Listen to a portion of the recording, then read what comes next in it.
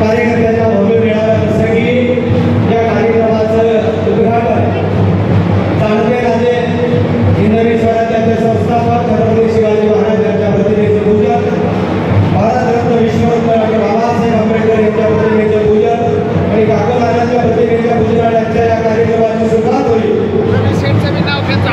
आदरणीय रवींद्रदादा क्षीरसागर यांना विनंती आपण प्रतिमा पूजनासाठी समोर यायचं। युवा नेते रोहित भैया क्षीरसागर, युवा नेते हेमंतजी क्षीरसागर।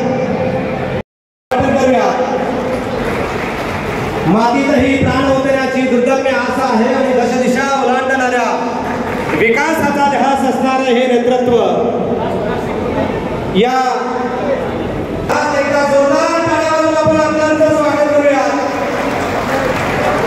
आदरणीय गंगाधरजी लोटे साहेब, गणपतराव घोडे, विलासजी राजे, सुधाकरजी मिसाळ, विलासरावजी बडगे बापू, जगदीश भाऊ काळे, आनंदरावजी बोंगाळे, सकारामजी मस्के, राजाभाई शिवाजी क्षीरसागर, अजिंक्य भैया सादरे या ठिकाणी काम करत असताना युवा शक्तीला बरोबर घेऊन आज या ठिकाणी लेमन भाई आहे, रोहित भाई आहे, आपण सर्वजण सुद्धा त्या परिवारातील मंडळी आहोत आणि आज जे विशिष्ट अनिष्ट प्रथा आजचा पेपर दैनिक पेपर बीडमध्ये आज एक काम करत असताना राजकारण करत असताना जी अनिष्ट प्रथा पडलेली उघड त्यांनी लिहिले किती पैसे द्यावे लागतील आकड्यासहित टाकले टक्केवारी पुन्हा द्यावं लागते। अण्णासाहेबांच्या बाबतीत असं कधी घडलेलं नाही आणि आज आपल्याला जो काही करायचं आहे आपला सर्व जाहीर आवाहन अँटी करप्शन ब्युरो बीड तर्फे जनतेसाठी अतिशय महत्त्वपूर्ण आवाहन। बीड जिल्ह्यातील नागरिकांना आवाहन करण्यात येते की शासकीय कामाकरिता लाच मागणाऱ्या लोकसेवकांविरुद्ध तक्रार असल्यास लाचलुचपत प्रतिबंध विभाग बीड या कार्यालयाशी संपर्क साधावा। संपर्क शंकर शिंदे, पोलीस उपाधीक्षक बीड। संपर्क क्रमांक 93 55 100 100। आणि येणाऱ्या विधानसभेमध्ये निश्चितपणे हा निर्णायक ठरेल असे या ठिकाणी माझं वैयक्तिक मत आहे। मी फारसा वेळ या ठिकाणी येणार नाही, अनेक गोष्टी बोलण्याच्या बाकी आहेत। अण्णांचा विकासाचा पाढा जर वाचवायचा राहिला तर बराच वेळ त्यामध्ये त्या ठिकाणी निघून जाईल, परंतु येणाऱ्या विधानसभेला आता प्रश्न राहिला पक्षाचा। गंगाभाऊंनी सांगितलं, अनेकांनी सांगितलं की पक्ष अण्णा कुठला निवडतील हा त्यांचा प्रश्न आहे, परंतु निवडत असताना आपण त्यांना 100% गॅरंटी दिली पाहिजे की अण्णा आपण केलेली कामं हे लोकांपर्यंत झाली पाहिजे। हा प्लॅटफॉर्म तयार आहे, तुम्ही कुठलीही रेल्वे आणा आम्ही त्याच्यात बसून ती मुंबईपर्यंत पार करून टाकू असा विश्वास आपण या ठिकाणी त्यांना देऊ।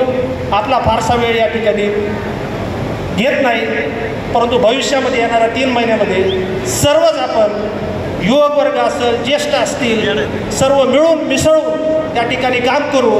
गुलालापर्यंत आपल्याला कसं जाता येईल हाच विषय केंद्रित करून एवढंच या ठिकाणी मी बोलतो। आपला फारसा वेळ घेत नाही। धन्यवाद। कधी कुणाची चित्रण कुठे प्रसारित करता येतं आणि त्यामुळं याचा चांगला वापर करून आता एवढे लोक प्रत्येकाकडे स्मार्टफोन असतात, प्रत्येकाकडे 1 नाही 2 असतील, 2 नंबर असतील, पण ते आपण कनेक्टिव्हिटीचा वापर करा ना। लाईक्स असतील, DP असतील, ज्या गोष्टी घडतात त्या चांगल्या घडतात का नाही, कशा घडायला पाहिजेत हे बोलायला सांगायला अनेक माध्यमं साधन झाली पडतात आणि दिखावीपणावर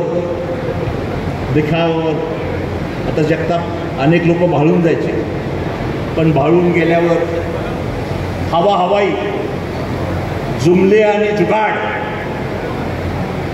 ह्याच्यावर आता राजकारण करायचे दिवस संपले। जुमले आणि जुगाड काहीतरी सोडून द्यायचं, नॅरेटिव्ह त्याला म्हणतात, कथानक। नॅरेटिव्ह आणि कथानक घडवायचं आणि सहज 15 दिवस चालतं ते। एखादी सोडली कुडी की 8-10 दिवस धुराळा उठतोच आणि त्या धुराळ्यामध्ये फुफाट्यामध्ये आपलं कसं उफरून घ्यायचं हे आत्तापर्यंतची तुम्ही पाहिले, आता बऱ्याच गोष्टी अनुभवल्या, पण आता मला वाटतं स्पष्ट दाखवायची, स्पष्ट बोलायची, स्पष्ट पाहायची, उघडा डोळ्याने बघा नीट काय दिसतं समोर, हे बघायची, सांगायची आता वेळ आलेली आहे, निर्णायक वेळ आलेली आहे. आणि या निर्णायक वेळेमध्ये सगळ्यांनी आपले मनं झटकून किंतु करून बाजूला ठेवून बरोबर राहायचं. तुम्ही आता शब्द दिला. अनेक आमच्या सहकार्यांनी त्या ठिकाणी मोकळं भाष्य केलं आहे.